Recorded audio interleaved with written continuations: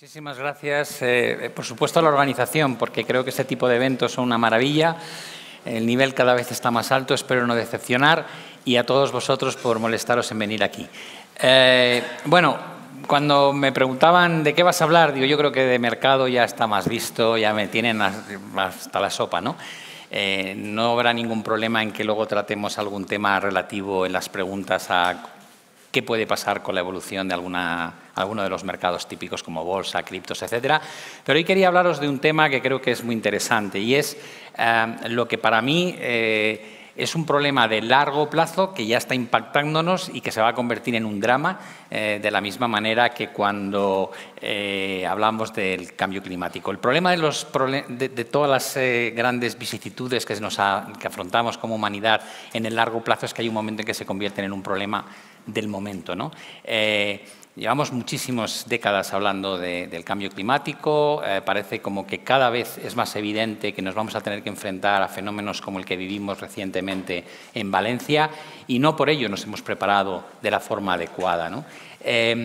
Creo que una de las cosas que más llama la atención y que pasa desapercibida, salvo que te guste un poquito la historia, es lo que ha pasado con la evolución de la humanidad a lo largo de los últimos 2-3 siglos. Si os fijáis en este gráfico, habla por sí solo, ¿no? Tardamos más de 11.000 años en llegar a ser 1.000 millones de personas en el globo, después unos 124 años en ser los siguientes 1.000 millones, los siguientes 1.000 en 33 años, pasamos solo 15 años para pasar de 3.000 a 4.000 millones, 12 años de 4.000 a 5.000, otros 12 en los siguientes 1.000 y en la misma cantidad. Como veis, se ha paralizado, es decir, al principio crecíamos muy rápido y en este momento no se está viendo un crecimiento similar.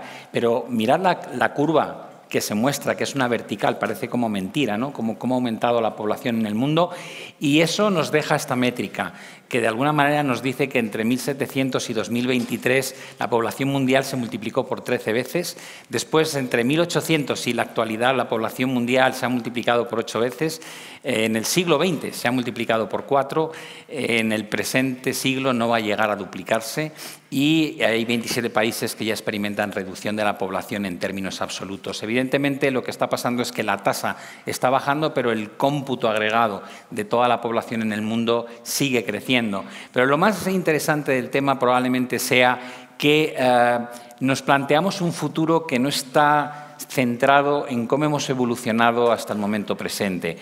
Si miramos las tasas de nacimiento en el mundo, descubrimos que 1,66 hijos por mujer en Estados Unidos, 1,48 en Europa, 1,18 en Asia Oriental, 1,75 en América Latina, y el único sitio donde se mantiene un crecimiento de la población todavía claramente potente es en el continente africano. ¿Qué quiere eso decir?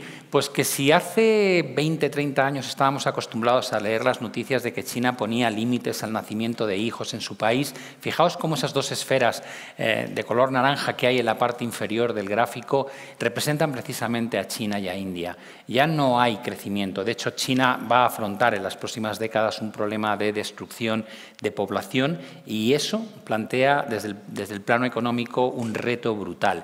Porque la realidad es que alguno podría decir, bueno, no pasa nada si realmente cambiamos la tendencia de la población, siempre se puede revertir. Este gráfico lo que nos muestra es que nunca se ha revertido, es decir, que cuando un país se acostumbra a tener pocos hijos, no se da la vuelta a esa tendencia. Estamos muy cómodos teniendo menos bocas que alimentar, menos hijos de los que preocuparnos. Yo tengo muchos que coste, pero es una tendencia que se está instaurando a nivel global.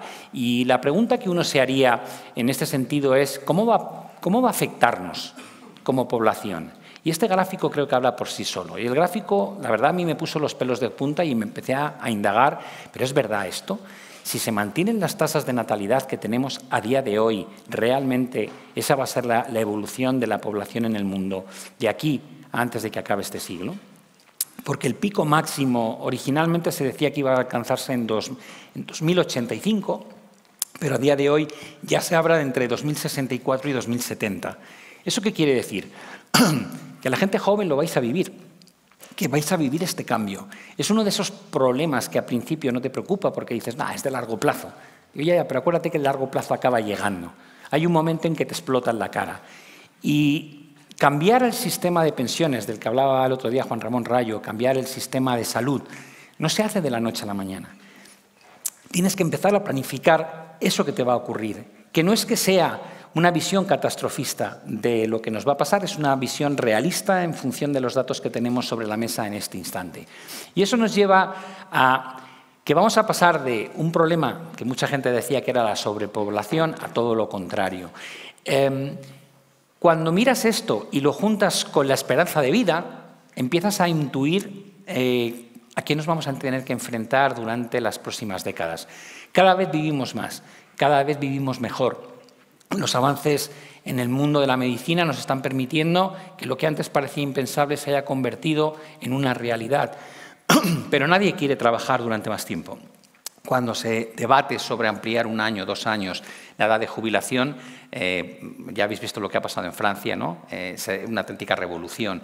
En España hay crítica continua. Dices, bueno, cuando diseñamos el sistema de pensiones en España, la edad a la cual moría de media la gente era casi 10 años por debajo de la actual. Cada vez vivimos más y hay que sostener a mayor población durante más tiempo. Y encima lo tenemos que hacer con una menor cantidad de gente joven que entra al mercado laboral porque la tasa de natalidad está bajando. La combinación es explosiva y eso nos lleva a pensar cómo vamos a sustentar el bienestar social que hemos gozado durante los últimos años si la realidad social que tenemos por delante no se va a parecer en nada. Esa zona de color rosa que veis en el gráfico es la evolución de la población durante los últimos 200 años que nos ha permitido diseñar sistemas que hoy nos dan el nivel de bienestar que tenemos. Pero eso va a desaparecer, eso va a cambiar. Y parece mentira que sabiendo que va a cambiar no haya nadie que realmente se esté preocupando de cómo afrontar esos cambios desde el momento presente que tenemos hoy día. Cuando tú miras la población, dices, bueno, los sistemas de pensiones estaban basados en pirámides con base ancha y picos estrechos que además no alcanzaban determinada edad demasiado avanzada. Ese era el juego, ¿no? Es decir, mucha gente aportando y poca gente recibiendo. Pero hemos pasado de la pirámide que veis más estirada a la pirámide de en medio y pasaremos a la pirámide de la derecha. Y cuando eso ocurra a nivel global, lo que quiere decir es que el modelo sobre el cual basamos nuestro bienestar ya no va a ser factible. Si no estamos preparados para eso, lo razonable es pensar que los políticos estarán ya diseñando la solución a lo que se nos viene encima. Pero no es así. Basta con ver cuál es la proyección que hay para el gasto en pensiones y salud pública en porcentaje del PIB a lo largo de los años que nos quedan hasta llegar a 2050. Si miramos cuál es la evolución del número de pensionistas en España, si miramos cuál es la evolución de la pensión media en España, o si miramos cuál es el gasto presupuestado en pensiones, descubrimos que tenemos un problema muy serio. Cuando miras la hucha de la Seguridad Social, por poner un ejemplo en España, y ves que se agota, y hay gente que dice, no, ahora estamos mejor. Digo, bueno, estás mejor porque la estás hinchando no con la base original que teníamos de gente joven trabajando, sino porque el Gobierno va inflando de otras métricas del presupuesto esta hucha, y muchas veces se nos olvida que el Gobierno gasta lo que no tiene. Es decir, que cuando alguien te dice, no, es que el Gobierno va a reponer, digo, pero vamos a ver si el Gobierno tiene déficit público, si el Gobierno está generando una deuda creciente sobre lo que teníamos antes de que entrase este Gobierno. Están gastando un dinero que obtienen de la financiación.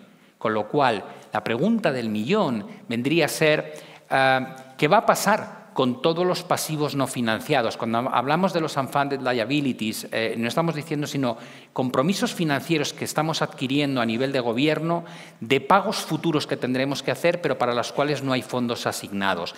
Cuando miras estas cosas, que pueden ser temas relacionados con pensiones, con salud de los jubilados o con obligaciones de deuda, descubres que la cantidad es astronómica. Yo normalmente me oís en el canal hablar de Estados Unidos ha alcanzado casi a los 35 trillones de dólares o billones de euros en deuda, ¿no? Representa un porcentaje sobre el PIB bastante grande en máximos históricos. Hablamos de esa cantidad que veis ahí de deuda federal. Y dices, bueno, pero es que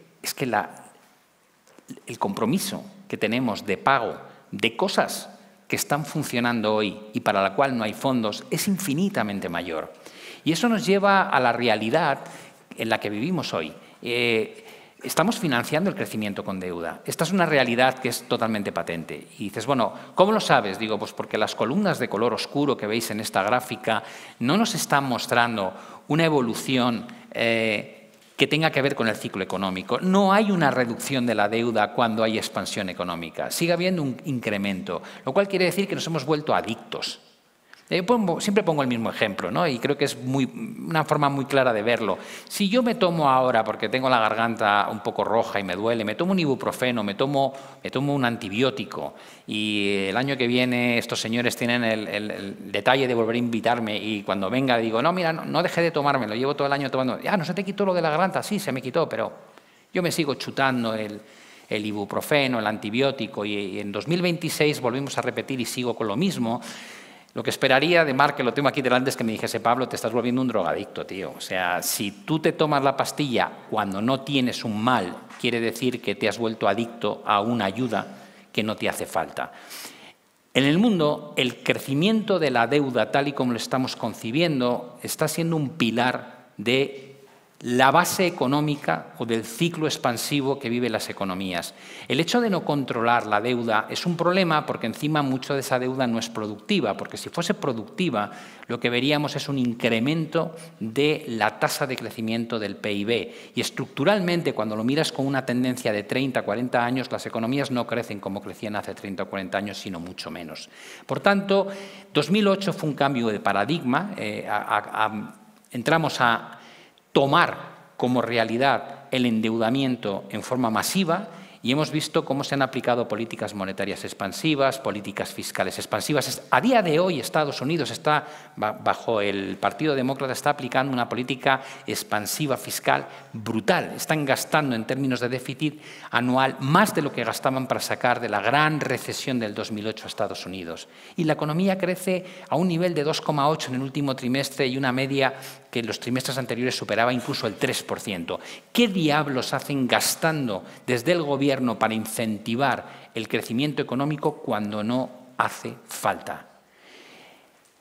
La conciencia sobre el dinero que no es nuestro y que pensamos que es gratis es un producto de los gobernantes. Nos hacen creer que no hay problema, pero el problema es que ese dinero acabamos pagándolo por una de las dos vías. O lo pagamos vía impuestos, porque hay un momento en que hay que subir la carga impositiva para recuperar ese déficit o reducir ese déficit y recuperar unas tasas de deuda menores, o bien lo pagamos por inflación. En nuestro caso, en España, lo pagamos por las dos a la vez. 20% de inflación en un cúmulo de 4 años y, por otro lado, un incremento de la carga fiscal, porque evidentemente algún genio del Ministerio de Hacienda se le ha ocurrido no deflactar los impuestos, ¿no? Con lo cual parece que todo el mundo gana más, aunque realmente lo que han hecho es empobrecerse. Como veis, el tema de la deuda es realmente importante y teniendo en cuenta cómo evoluciona la población a nivel global, las pensiones y el gasto en salud va a requerir más gasto en deuda. Y las economías emergentes que antes estaban un poco alejadas de esta realidad, cada vez se ven más tentadas de continuar con la tendencia que hemos marcado nosotros. Aquí llega la parte bonita de la historia. La parte bonita es, oye, Pablo, ¿no crees que lo que está aconteciendo actualmente, esta nueva revolución tecnológica que representa la inteligencia artificial y lo que va a generar en el mundo de la robótica pudiese ser la solución a buena parte de los problemas que tenemos? Digo, sí, yo soy muy optimista en este aspecto. Creo que hay cosas que van a cambiarnos de cabo a rabo. De hecho, cuando haces un estudio de cuánto gasto va a haber en inteligencia artificial o en robótica por sectores, te quedas totalmente asombrado. Mirad que lo que hay a la izquierda es el momento actual.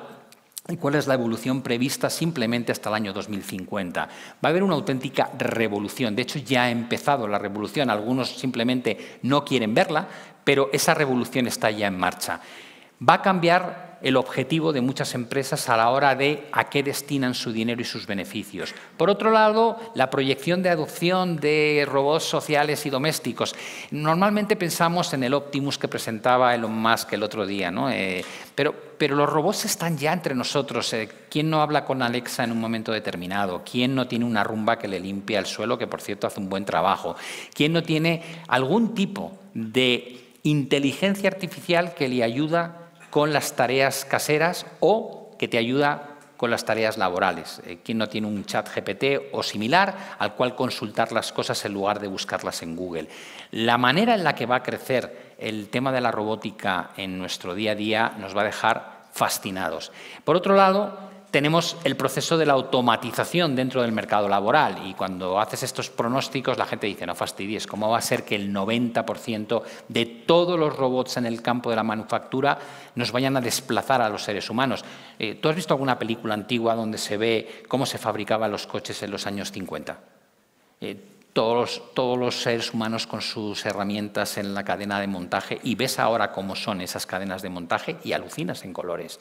Ya ha ocurrido. Está ocurriendo. Los robotaxis existen en Estados Unidos y en China y están funcionando en algunas ciudades.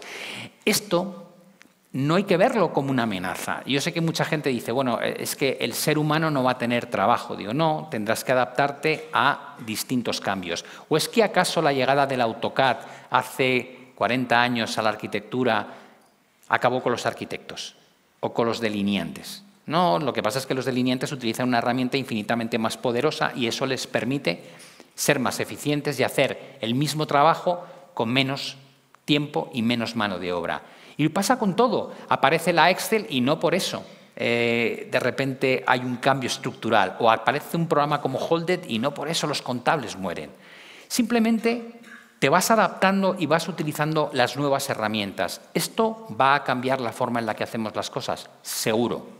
Por supuesto que sí, ya lo está cambiando. El que lo niegue va a estar como en el Pleistoceno, es decir, va a ser el perdedor. Y el que se adapte o utilice las nuevas herramientas para ser más eficiente participará de lo que se nos viene por delante, que va a ser un cambio estructural muy rápido. A diferencia de lo que ocurrió con otras grandes evoluciones, como cuando llegó la revolución industrial o cuando llegó Internet, teníamos un problema de hardware. Yo me acuerdo con Internet, ahora hablaré de esto un poco más, había un cuello de botella que era la capacidad de procesamiento y eso nos permitió años para adaptarnos a esas nuevas tecnologías. No existía la posibilidad de transmitir vídeo en el año 2001-2002 porque no había procesadores ni una Internet suficientemente rápida. La IA ha llegado en un entorno donde crece a una velocidad de vértigo. Casi es un trabajo estar simplemente informado de las nuevas cosas que van surgiendo. Cuando miras esto y miras, por ejemplo, el tema de la automoción, ¿no? El otro día en la mesa estábamos hablando con uno de los invitados que decía, yo tengo un coche que ya tiene conducción autónoma, y yo también tengo uno hace poco y alucino, o sea, todavía estoy flipando de las buenas decisiones que toma. No quiere decir que sean perfectas, pero pienso, de aquí en 2 o 3 años probablemente la conducción como la conocemos se va a acabar. De la misma manera que pasamos de coches que eran manuales a coches que ya mayoritariamente son automáticos y te parece normal y vemos cómo se han instaurado los GPS, ya no hace falta aprenderte cómo funcionan los mapas que antiguamente desplegábamos y nos ocupaban el volante y el asiento de al lado. Todos estos cambios están pasando ya. Esto no es una apuesta de futuro, es una apuesta de presente. Con lo cual, si no miramos a nuestro alrededor y somos conscientes de las cosas que están ya sucediendo, no vamos a ser capaces de tomar buenas decisiones. Y en este campo sí me quiero volver a lo que es mi expertise, ¿no? Yo soy inversor profesional, ¿no? desde los 20 años. Y dices, bueno, ¿crees que no va a ser posible? Y digo, espera. Miro para atrás y aprendo de la historia. Digo, ¿cómo era? Cuando yo le cuento a mis hijos cómo era conectarte a Internet, la primera pregunta que me hacen dice, ¿conectarte a qué te refieres? ¿A meter la clave? Digo, no, tío, había que desmontar, había que sacar el teléfono, quitabas la clavija, lo ponías en el módem, aquello marcaba, hacía un ruido, no siempre conectaba y cuando conectaba a través del módem iba lentísimo. Dice, pero tan lento. Y dices, yo le pedía a la IA, a uno de los programas de IA que utilizo, digo, sácame la comparativa de velocidades, y cuando me dio este gráfico le dije, no me has puesto la velocidad de cuando yo empecé. Me dice, sí, está ahí. Digo, ¿dónde? Y me dice 0,056. Digo, ¿cómo? O sea, así era nuestra navegación, ¿no? Y se iba desplegando el texto línea a línea, te podías tomar un café mientras lo ibas leyendo y casi tenías que esperar a que apareciese la imagen. Y luego veis la realidad de los teléfonos, pero esto lo habéis vivido vosotros, es decir, los que tenéis 20 y tantos años, acordaos cómo eran los primeros móviles que cayeron en vuestras manos, ¿no? Y cómo son ahora. Yo recuerdo que estaba en Estados Unidos y a mí, claro, me encontré con la informática y dije, guau, yo quiero ser informático, esto es la bomba. Y yo manejaba un Commodore allí en Estados Unidos. Y me acuerdo que llamaba a mi padre y mi padre, claro, me miraba y decía, ¿pero qué te fumas, hijo? Y yo, papá, aquí hay ordenadores, todo el mundo tiene un ordenador, tal. Deja de beber. Papá, hay portátiles. ¿Cómo va a haber un portátil? Digo, sí, como ese que veis ahí. Digo, pesaba como una maleta de 20 kilos, la verdad. Digo, pero había portátiles en los años 83, 84. Y me acuerdo de esto y pienso en los disquetes, cuando no había discos duros, los floppies, los discos de 3,5, no había ratones, no había Windows. Después aparece Mac y aparece con el ratón, el primer Macintosh con el ratón, y nos dejó a todos alucinados. Y de ahí pasamos a una realidad que es la actual. Mi hijo, que es jugón y le gusta mucho el informático, y hay veces que me acerco a su ordenador, digo, me da la sensación de que me acerco a una central nuclear, chaval. Digo, o sea, además lo tiene abierto, es de cristal la pared, ¿no? Y le digo, esos líquidos que veo ahí dentro, y me dice, sí, es la refrigeración. Digo, ¿tú sabes que mezclar electricidad y agua... O sea, eso puede petar a lo grande. No, papá, no tienes ni idea, es total. Me cuenta una película, yo me alejo, digo, yo me voy a mi ordenador tradicional. Pero esto está pasando, igual que los ordenadores cuánticos. Es decir, ¿cuánto va a tardar? Esa es la pregunta, nadie la sabe. Pero está ocurriendo ya. Y dices, bueno, si está ocurriendo ya, la pregunta es... ¿Me di cuenta de cuándo pasamos del soporte físico al soporte en la nube? Y digo, no, yo me acuerdo cuando empecé a comprarme los discos, debo tener como 14 discos duros, de 2 teras, de 1 tera, que me parecía la bomba, ¿no? Y decía, bueno, tú fíjate, de los pendrives, de los discos anteriores, de los CDs, a de repente, y ahora nadie quiere soporte físico, ¿no? Y dices, no, todo en la nube, me vengo aquí, tengo la presentación y doy por hecho que voy a poder acceder a ella. Si un día se cae internet, estás muerto. Pero bueno, lo cierto es que hemos aceptado esta realidad. Los ordenadores que utilizaba la NASA para lanzar los cohetes tenían menor capacidad de procesamiento que los teléfonos que usamos a día de hoy y que vamos todos compartiendo fotos, compartiendo chats. Y luego están las cosas que llegan y nos parecen un poco irreales y el día menos pensado las usamos, ¿no? Cuando aparecieron las primeras gafas tipo Oculus, que decíamos, ¡guau, qué pasada!, ¿no? ¿Cómo se ve? Pero claro, cuando llevas media hora con ellas puestas te duele el cuello y dices, esto es inviable. Pero aparecen de repente otros artículos y dices, bueno, las gafas, me acuerdo de Ray-Ban, y que empiezas a poder usarlas como unas gafas normales y ves realidad aumentada a tu alrededor y te encuentras de repente con información del perfil de la gente. Y a mí me decía alguien, ¿y quién va a querer que cuando tú lleves las gafas le veas si está en LinkedIn? Digo, pues pasáis la vida compartiendo dónde estoy, qué hago y todo. Digo, pues esto te permitirá, si el tío te habilita, te va a permitir verlo directamente sin tener un aparato, simplemente con las gafas de sol que llevas. Lo mismo que ocurre con las nuevas tecnologías de los teléfonos. Hablando con algunos expertos, antes de venir me decían, en 5 años no va a haber móviles, los móviles estarán integrados en otros dispositivos, ya no llevarás el aparato físicamente encima.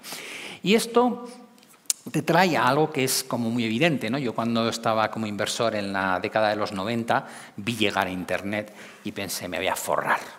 O sea, yo era un friki y me iba a forrar. Porque veía a la gente muy dormida y yo era un tío despierto con muchas ganas y muy soberbio. Y os voy a contar mi historia como inversor durante la época de Internet, para que podáis sacar conclusiones de cara a lo que se nos viene a continuación. ¿Qué es lo más difícil? Lo más difícil no es detectar hacia dónde vas, lo más difícil es detectar cuáles son los ganadores, ¿no?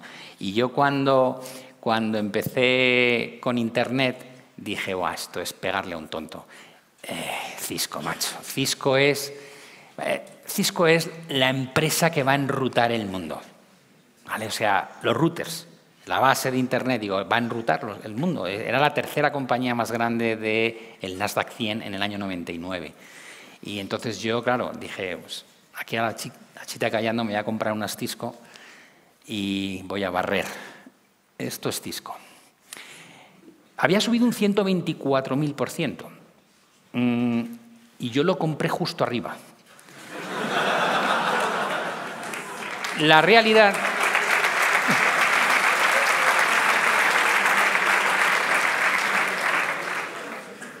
No me atrevo a decir que la sigo manteniendo, pero si hubiese aguantado 24 años, aún estaría perdida.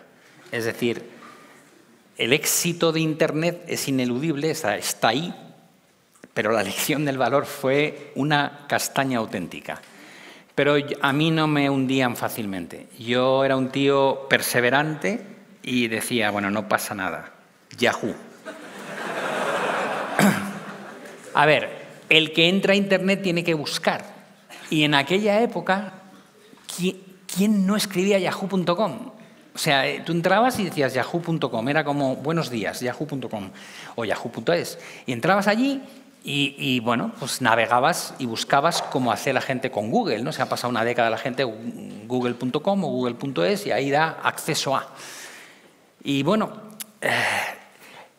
Yahoo, maldita sea, desde el 96 hasta el año 2000 pasó de valer nada a valer 125 billones, hasta que yo lo compré. Y a partir de ese momento empezó una debacle que yo no entendía, porque yo veía la evolución de Internet y veía la evolución de Yahoo y decía, no puede ser. O sea, hay algo, en esa época eres joven, tienes muchas ganas y lo que sueles decir es la famosa frase que tardas mucho tiempo en aprender a no decirla, que es el mercado está equivocado. El mercado me dio una lección, ¿no? Se hundió, casi volvió a los valores que tenía previo a la gran subida y es muy curioso porque cuando finalmente tuvo varias oportunidades de venderse a precios muy buenos, cuando finalmente se vendió a Verizon, resulta que la participación que más valía dentro de Yahoo era una parte de Alibaba que había comprado previamente. O sea que realmente el valor de Yahoo estaba en una buena inversión en otra startup que luego resultó ser un gran éxito y no en el propio negocio core que tenía esta compañía. Pero como digo, yo no me dejaba vencer fácilmente. Telefonía móvil, dije Nokia. O sea, vamos a ver, en aquella época la gente iba con unos dispositivos, perdonadme la expresión, que era una mierda. Y Nokia tenía unos aparatos que ya tenían hasta teclado QWERTY, se bajaba la pestaña y yo tenía un amigo muy friki que me enseñaba y me decía, mira, estoy jugando un juego de coches. Y yo decía, pero ¿cómo vas a estar jugando a un juego de coches con un teléfono móvil? O sea, es imposible. Bueno, Nokia era ese valor que no podía salir mal, hasta que lo compré yo. Y había subido un 80.000%. O sea, cuando tú ves subir una cosa un 80.000%, lo último que piensas es que cuando tú entres va a empezar a bajar. O sea, no ha bajado nunca. Básicamente, ¿cómo va a bajar si tú compras? Bueno, pues ya veis lo que ocurrió con Nokia a partir de mi entrada como accionista en la compañía. Pero si te dejas abatir por el mercado, estás muerto. Con lo cual, yo dije, bueno, ya que no he acertado con el buscador, ya que no he acertado con el enrutador, ya que no he acertado con el teléfono móvil, por Dios, me voy a comprar una compañía que represente el crecimiento del ordenador personal. ¿Cuál? IBM. IBM era el producto. Todo el mundo hacía clones de IBM, todo el mundo quería ser como IBM, era la compañía estrella en aquella época. Aquí me queda el consuelo de poder decir que después de 25 años todavía le saco un 84% de rentabilidad, que no es poco.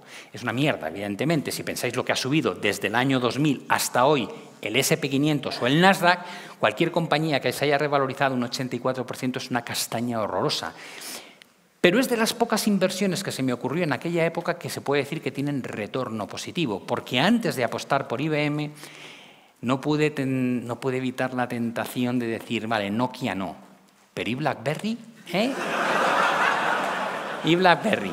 Porque esa compañía, cuando yo estaba, me acuerdo, trabajando en BBVA, gestionábamos el fondo de inversión, nos dieron unos teléfonos y nos dijeron, tomad, y yo lo agarré y dije, ¡hala!, con teclado QWERTY.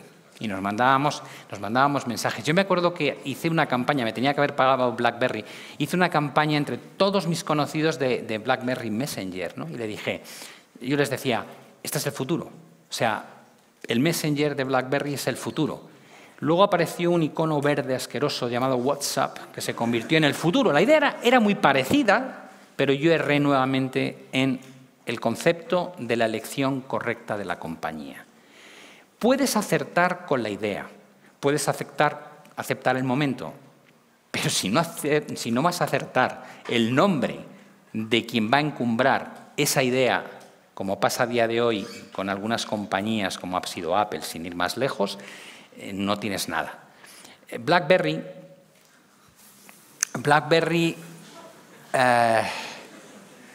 había subido un 8.253 antes de que yo pusiese el dedo encima y está a punto de desaparecer, ¿no? Como veis ahí ya el valor que tiene es prácticamente inexistente.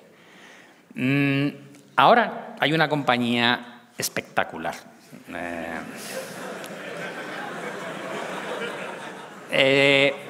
Semiconductores enfocados en sacar el máximo provecho a la inteligencia artificial. Hemos visto, bueno, subidas estrambóticas, ¿no? Dices, madre mía, lo que ha subido esto en muy poco tiempo. Y dices, vale, es 50.000%. Dices, vale, están acojonados. Porque yo cada vez estoy más interesado en comprar Nvidia.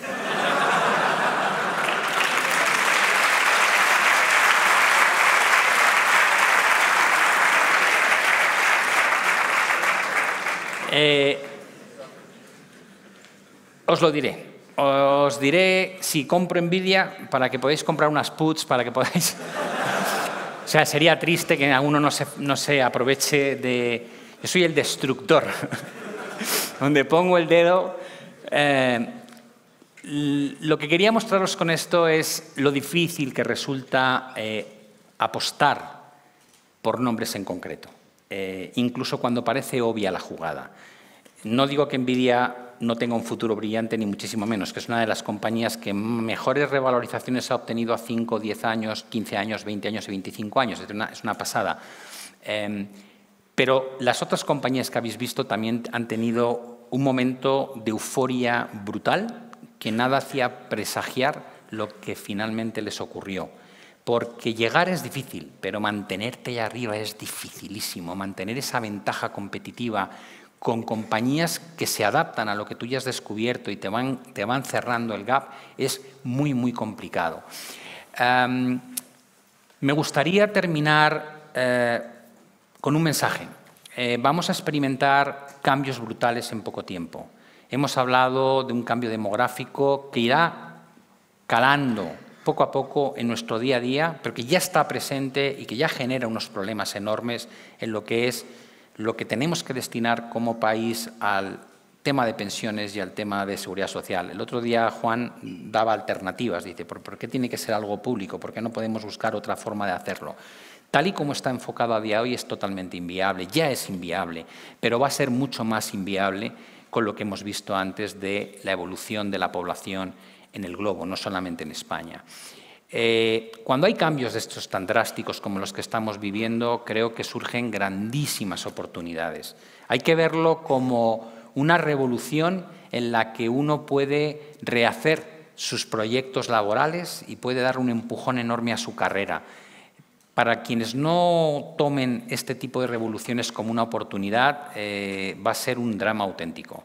Va a haber gente que no va a tener trabajo, va a haber gente que no va a saber reciclarse, va a haber gente que va a ver en esto algo horroroso y no va a querer utilizarlo, sino que se va a dedicar o va a perder el tiempo simplemente en criticarlo.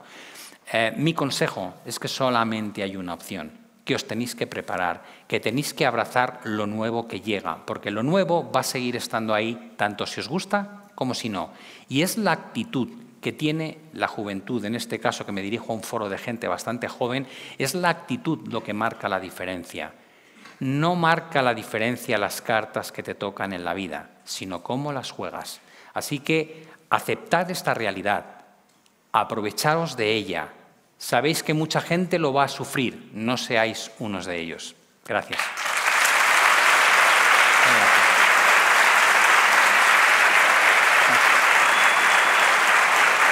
Muchas gracias, Pablo. Qué importante la actitud. Me quedo sobre todo con este último modo de conclusión. Ahora, ya un poco más de modo broma, nos ha escrito un espectador y nos dice, por favor, que el señor Gil no compre Bitcoin ahora. Yo te pediré una cosa, en el próximo Yahoo BlackBerry, por el aprecio que nos tenemos, me avisas, me pongo en cortos. A ver, algunas las acierto, ¿vale? Si no estaría aquí. Pero algunas las acierto, pero bueno, es muy sonado las que fallo. No, pero y además ilustran muy bien también el hecho de que efectivamente en el mundo de la inversión, ayer hablábamos mucho de los éxitos y fracasos emprendedores. Bueno, es que también hay que asumir que aquí uno se mete al barro.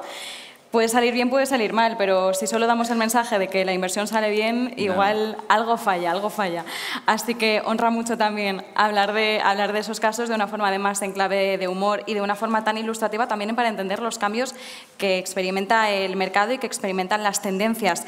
Una de las primeras preguntas que nos hacen, aquí ya cambiamos de tercio, ¿vale? Nos vamos a Estados Unidos, nos vamos a próximas políticas fiscales, nos vamos a política monetaria, que además, Pablo, es un tema que nos encanta.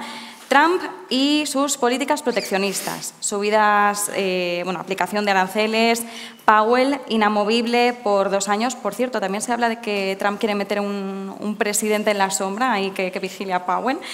Bajada de impuestos a empresas, inflación en descenso, empleo en mínimo, situación geopolítica. Y nos dice esta persona, con este panorama de incertidumbre, ¿cómo ves la inflación y el interés de los bonos a muy largo plazo a finales de 2025 y finales de 2026? ¿Oportunidad de revalorización más cupones / dividendos por encima de la inflación o trampa? La trampa es que creo que lo que diga va a ser lo contrario, pero a ver, hay una realidad enorme en el sentido de si tú llevas a cabo una política fiscal que impone una guerra arancelaria a nivel global, la probabilidad de que tengas niveles inflacionistas más elevados de los que has tenido hasta ahora es importante, hay que tenerlo en cuenta y destruir el proceso de globalización que había sido tremendamente deflacionista, lo que te ayuda es a resurgir la inflación. Yo no creo que vayamos a ver repuntes inflacionistas como los que tuvimos después de la pandemia, pero sí puedes tener perfectamente una inflación estabilizada entre el 2 y el 3,5%, que de alguna manera impide ese recorte de tipos que todo el mundo espera que lleve a cabo la Reserva Federal. Cuando hablamos de invertir en bonos, y esto es muy importante que lo entendáis, hay mucha gente que dice, no, es que yo he comprado el TLT o me he comprado este ETF y va mal y tal. Digo, ya, es que una cosa es comprar una cesta de bonos que se va renovando el vencimiento y que, por tanto, tienes un saldo vivo eterno, digamos, al infinito, y otra cosa es comprarte un bono con un vencimiento de 5, 3 años o 10 años que sabes que al cabo de ese plazo te van a devolver tu capital y por el camino has cobrado los cupones.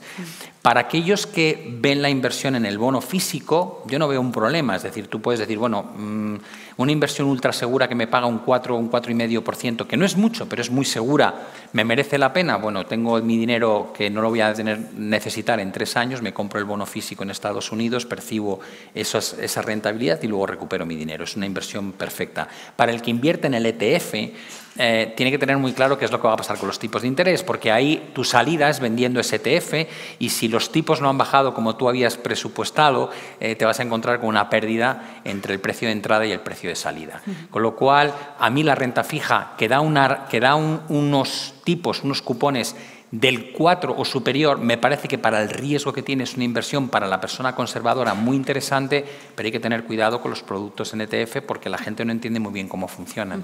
Aprovecho que estamos con el tema de Estados Unidos para preguntarte una cosa, esto ya cosecha propia. ¿Tú entendiste el movimiento de recorte jumbo de Powell en septiembre? ¿Entiendes el cambio de mensaje en el doble mandato de ya no nos estamos preocupando tanto por la inflación cuando la subyacente sigue sin bajar realmente y el mercado laboral no está tan resentido o no parece en línea con lo que en realidad está diciendo Powell? A ver, yo no creo que los bancos centrales sean independientes de los gobiernos. Creo que ¿Crees que lo ha hecho para impulsar un poco la política fiscal y equilibrar la balanza? Sí. Yo creo que los tentáculos de los gobiernos se extienden cada vez más a todo tipo de instituciones y ya impregnan los bancos centrales, y en Estados Unidos la realidad es que el coste de financiar esa deuda está totalmente en niveles que no habíamos visto en mucho tiempo. De hecho, se habla de que para finales de la década la partida más grande a la que va a destinar presupuesto Estados Unidos va a ser los intereses de la deuda. El hecho de bajar tasas de interés lo que hace es que facilitas el pago de esa deuda, y aunque te dicen somos independientes, la realidad es que la jefa del Tesoro de Estados Unidos es Janet Yellen, que es la antigua presidenta del Banco Central, que es la Reserva Federal. Es decir, son primos hermanos. Entonces, sinceramente, creo que va más por ese lado que por la preocupación sobre el mercado laboral. Me resuelves una duda, entonces. ¿Crees que existe una correlación entre la esperanza de vida y la tasa de natalidad por madre? Es decir, a mayor sea la esperanza de vida, menos hijos. No, creo que la esperanza de vida se ha reducido notablemente, entre otras cosas, por la realidad laboral de las mujeres. Si miras cómo era hace 100 años culturalmente una nación, pues había un reparto de papeles, de roles, ¿no? En el momento en que la mujer quiere desarrollarse a nivel laboral y se enfrenta, pues, a unas trabas que no tiene el hombre, pues empieza a supeditar parte de lo que es esa traba, que es el ser madre, se retrasa, se acota, y luego nos volvemos cómodos, ¿no? Al final, un hijo es una carga importante a lo largo de tu vida. Os quiero mucho a los que estáis por aquí, pero es verdad. Es cierto, o sea, te hipotecas. Las cosas como son, ¿no? Estás hipotecado, y estás hipotecado al principio, en medio y al final. Y me han dicho, que yo no lo sufro todavía, que después con los nietos, ¿no? O sea que, bueno. Entonces, nos hemos vuelto una sociedad cada vez más cómoda, y creo que se ve porque no afecta solamente a España. Esto es una tendencia que se está viendo a nivel global. Nos preguntan cómo ha sido la gestión emocional de los errores en las inversiones que no han ido bien. ¿En qué momento decides vender y sales? Yo creo que aquí la psicología del inversor es importante. Hay como dos partes, ¿no? La de cara al público, no, yo lo controlo, sangre fría, los errores son normales, y luego está la otra, te da la vuelta, me cago en la bota, ¿no? O sea, está esa realidad doble. Creo que a toro pasado siempre te acuerdas de los momentos bonitos, ¿no? Me di cuenta pronto. Y dices, no, las narices, te diste cuenta tardísimo. Pero lo importante no es si te das cuenta o no te das cuenta, lo importante es la lección que aprendes del error. Yo creo que ahora soy mucho más sabio que antes, o eso confía Nvidia, que sea más sabio, ¿no? Y que no sea el final de la compañía. Pero sí, me considero que he aprendido de cosas que antes a lo mejor me negaba a aceptar, porque una parte muy mala del inversor es cuando no te da la razón el mercado, entiendes que es porque el mercado está equivocado. Y como decía Keynes, que lo explicaba en una frase de forma maravillosa, el mercado puede estar mucho más tiempo equivocado que tú solvente. El día que entiendes ese concepto, dices, vale, entonces ya no importa si tengo razón o no, lo que importa es que cuando monte la estrategia sea el timing adecuado en el que me va a dar un retorno.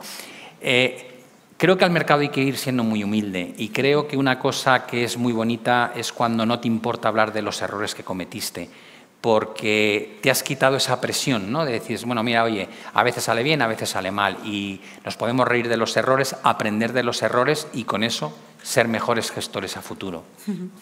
Creo que por tiempo, última pregunta. Es algo genérica, pero entiendo que también se refiere un poco al plano tanto demográfico como de revolución de la inteligencia artificial que nos plasmabas.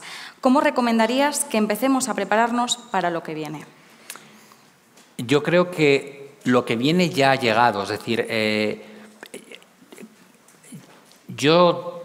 a mí me pilla tarde, ¿vale? Yo ya estoy en una generación a la que no es natural para mí la IA, igual que no lo es blockchain, ¿no? Y cuando me pongo a estudiar y a mirar y a leer, digo, ¡guau, cómo me cuesta! Me lo tengo que leer 3 veces. Igual que para mí Internet fue algo muy natural y lo adopté de forma muy fácil, para los jóvenes la IA y Web 3.0 y la robótica y todo esto va a ser algo que os va a parecer que está en vuestro ADN. Si yo ya uso 4 o 5 programas de IA de forma normal y recurrente todos los días y ya me aporta pues, mayor productividad porque acoto mucho mis tiempos a la hora de buscar información, de plasmarla, de redactar, etcétera, de hacer las presentaciones, las imágenes. O sea, si yo soy capaz de hacer eso, ¿qué no podéis hacer vosotros? Con lo cual, mi mensaje, y es un poco la conclusión, ¿no? Es decir, os tenéis que poner ya, y además poneos como si fuese un juego, porque no hay nada más bonito que dedicaros a algo desde la pasión y la diversión. La mejor manera de aprender es cuando no tienes sensación de estar estudiando. Esto es un juguete, esto es un videojuego. Te pones y creas imágenes y pruebas otra cosa y a ver el resumen y cuál es mejor, Perplexity o ChatGPT 4 y qué hace Canva y ahora pruebo esto y ahora esto otro y ahora los comparo y a ver si detecta que esto está escrito por una IA y los sometes a pruebas entre ellos. No sé, de repente aprendes jugando. Y vivís en una situación idílica para entreteneros aprendiendo. Las redes sociales se pueden utilizar para cosas muy malas y para cosas buenísimas. Hay talento de sobra regalando contenido de primerísima línea de forma entretenida y que además podéis consumir cuando mejor os viene y en el tiempo que más os gusta. Es un lujo lo que tenéis. Cuando yo estudiaba había que irse a las bibliotecas y usábamos enciclopedias, por Dios, era un horror. Con lo cual, convertid este proceso de aprendizaje en un hobby y no tendréis límite.